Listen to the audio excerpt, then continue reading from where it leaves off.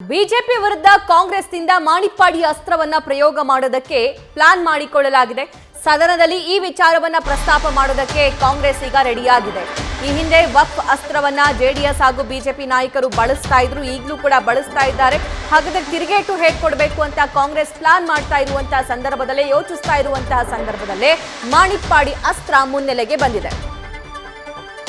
Live details ನಮ್ಮ senior correspondent ಈ ಬಗ್ಗೆ ಹರೀಶ್ ನೀಡ್ತಾ ಹೋಗ್ತಾರೆ. ಹರೀಶ್, ಅನ್ವರ್ ಮಾಣಿಪ್ಪಾಡಿ ವಿಚಾರವನ್ನ ಪ್ರಸ್ತಾಪ ಮಾಡೋದಕ್ಕೆ ಸೆಷನ್ ಅಲ್ಲಿ ಕಾಂಗ್ರೆಸ್ ನಾಯಕರು ರೆಡಿ ಆಗಿದ್ದಾರಂತೆ. ಆದ್ರೆ ನಿನ್ನೆ ನ್ಯೂಸ್ ಫಸ್ಟ್ಗೆ ಅನ್ವರ್ ಮಾಣಿಪ್ಪಾಡಿ ಅವರು ಮಾತಾಡ್ತಾ ಸಂದರ್ಭದಲ್ಲಿ ಹೇಳ್ತಾ ಇದ್ರು, ಇಲ್ಲಿ ವಿಜೇಂದ್ರ ಅವರು ಇರಲಿಲ್ಲ, BS ಯಡಿಯೂರಪ್ಪನವರು ಕೂಡ ನನ್ನ ಜೊತೆ ಮಾತಾಡಿಲ್ಲ, ಆ ಸಂದರ್ಭದಲ್ಲಿ ಇದ್ದಿದ್ದು ಕಾಂಗ್ರೆಸ್ನ ಲೀಡರ್ಸ್ ಅಂತ ಹೇಳಿ. ಸೊ ಇದಕ್ಕೆ ಯಾವ ರೀತಿಯಾಗಿ ರೆಡಿ ಆಗಿದ್ದಾರೆ ಹಾಗಾದ್ರೆ ಕಾಂಗ್ರೆಸ್ ಲೀಡರ್ಸ್?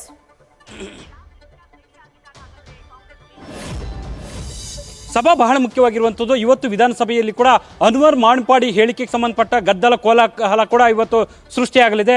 ಮುಖ್ಯವಾಗಿ ಏನು ಈ ಹಿಂದೆ ಕೂಡ 150 ಕೋಟಿ ರೂಪಾಯಿ ಆಮಿಷದ ಒಂದು ಏನು ಮಾತನ್ನು ಹೇಳಿಕೆಯನ್ನು ಕೊಟ್ಟಿದ್ರು, ಅದೇ ಹೇಳಿಕೆಯನ್ನು ಈಗ ಕಾಂಗ್ರೆಸ್ ನಾಯಕರು ಅದನ್ನು ಅಸ್ತ್ರವನ್ನಾಗಿ ಸದನದ ಒಳಗೆ ಮತ್ತು ಸದನದ ಹೊರಗೆ ಕೂಡ ಬಳಸ್ತಾ ಇದ್ದಾರೆ.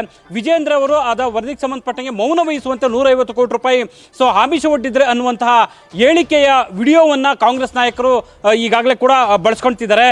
ಸೊ ಈ ಹಿನ್ನೆಲೆಯಲ್ಲಿ ಕೂಡ ಇವತ್ತು ಸದನದಲ್ಲಿ ಆಡಳಿತಾರೂಢ ಕಾಂಗ್ರೆಸ್ ಮತ್ತು ಪ್ರತಿಪಕ್ಷ ಬಿಜೆಪಿ ನಾಯಕರ ನಡುವೆ ನೇರವಾಗಿ ವಾಕ್ಸಮರ ಜಟಾಪಟಿ ಕೂಡ ನಡೆಯುವಂಥದ್ದು. ಒಂದು ಈಗಾಗಲೇ ವಕ್ಫ್ ಮೇಲಿನ ಈಗ ಚರ್ಚೆ ಕೂಡ ವಿಧಾನಸಭೆಯಲ್ಲಿ ಮುಂದುವರೆದಿದೆ.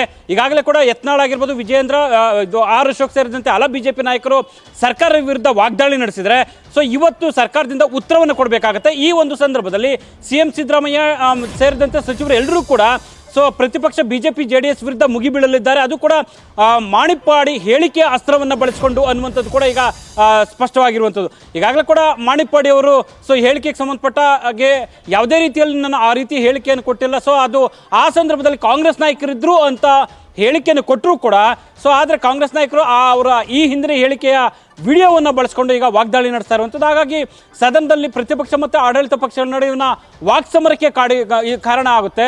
ಒಂದು ಮುಖ್ಯವಾಗಿರುವಂಥದ್ದು, ಈಗಾಗಲೇ ಕೂಡ 4 ದಿನಗಳು ಕಲಾಪ ಆಗಿರುವಂಥದ್ದು, ಇವತ್ತು ಕೂಡ ಸೊ 5ನೇ ದಿನದ್ದು ಅನ್ನುವಂಥದ್ದು. ಆದರೆ ಇನ್ನು ಬಾಕಿ ಇರುವಂಥದ್ದು 3-4 ದಿನಗಳು ಮಾತ್ರ.